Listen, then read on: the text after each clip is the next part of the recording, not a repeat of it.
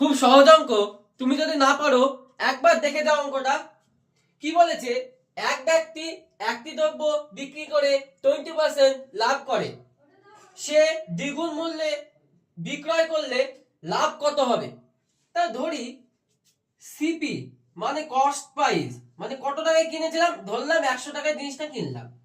তা 20% লাভে যদি আমরা বিক্রি করতে যাই, তাহলে সেই জিনিসটা কত টাকায় বিক্রি করবো? 120 টাকায় বিক্রি করব। এইবার কি বলেছে? সে যদি দ্বিগুণ মূল্যে বিক্রি করতো, তার মানে 120 টাকায় না বিক্রি করে সে বিক্রি করলে হলো 240 টাকায় যদি বিক্রি করতো, তো লাভ কত? 100 টাকায় কিনে 240 টাকায় বিক্রি, তাহলে 140 টাকা লাভ করছে। কতর উপরে লাভ করছে? 100-র উপরে।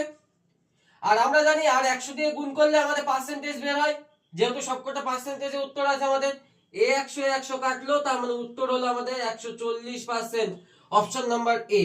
যদি অঙ্কটা ভালো লাগে অবশ্যই একটা লাইক এবং সাবস্ক্রাইব করে আমার চ্যানেলের পাশে থাকবে। ধন্যবাদ।